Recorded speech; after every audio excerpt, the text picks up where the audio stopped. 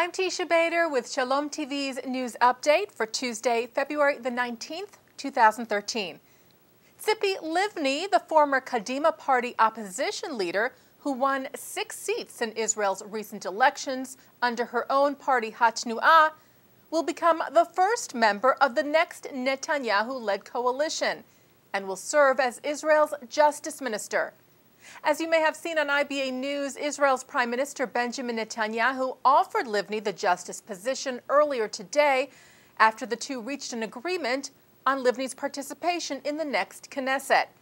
Livni's Hatnu'ah party will also reportedly get the Environmental Protection Ministry, which will likely be led by Knesset member Shimon Peres.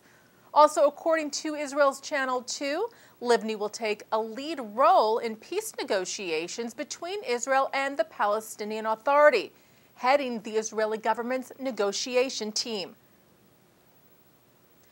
The Jerusalem Post reports that chairman of the board of the Jewish agency, Natan Sharansky, has been elected to an additional term. The Board of Governors of the Jewish agency re-elected Sharansky today, who thanked Prime Minister Netanyahu as well as his wife Avital for their support and promised to serve the Jewish people and the state of Israel to ensure a better future. Netanyahu had addressed the Board of Governors yesterday, requesting that they extend Sharansky's term for another 4 years. The Prime Minister there told the former Soviet refusenik that he was a, quote, symbol of Jewish unity and of the triumph of the Jewish people over adversity. Israel's President Shimon Peres will present U.S. President Barack Obama with Israel's Presidential Medal of Distinction when Obama visits Israel next month.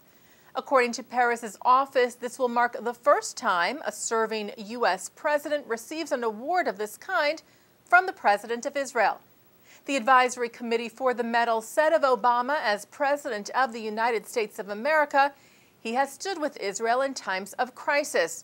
During his time as president, he has made a unique contribution to the security of the State of Israel, both through further strengthening the strategic cooperation between the countries and through the joint development of technology to defend against rockets and terrorism.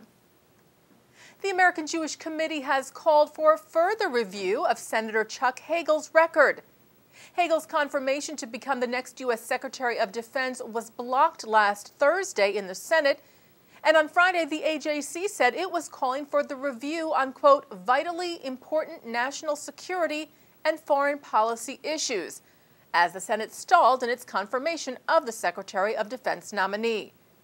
AJC Executive Director David Harris said that while Hagel has served his country with distinction, recent reports on his views on Middle East policy and the role of the U.S.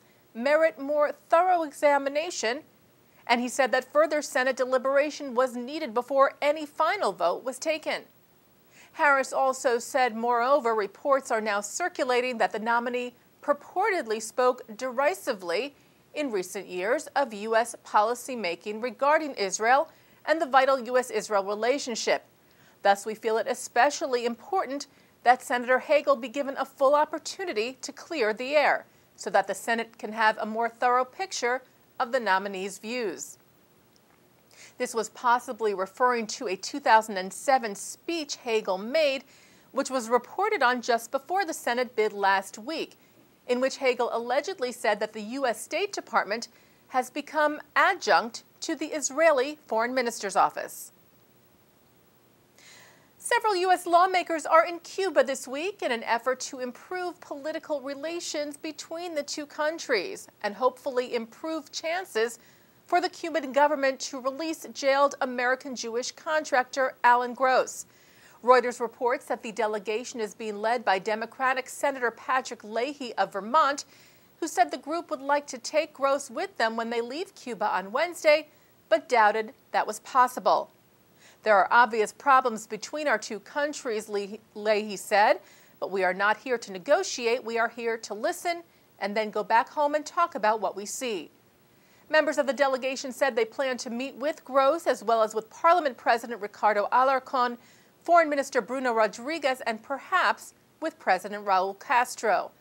Alan Gross was arrested in December of 2009 for, quote, crimes against the state, for distributing computer equipment to Cuba's Jewish community. He is serving a 15-year sentence.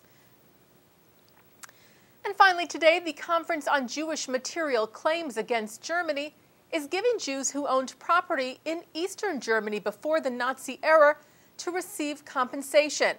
The conference has established a late applicants fund to accept applications from such property owners or their heirs and published a list of thousands of such owners on their website. They will accept applications through the end of December 2014. The German government recognized the Claims Conference as the legal successor of Jews or Jewish communities and organizations to property owned by them in the former East Germany that were left unclaimed after December 31st of 1992. And that's Shalom TV's news update for Tuesday, February the 19th, 2013. I'm Teisha Bader.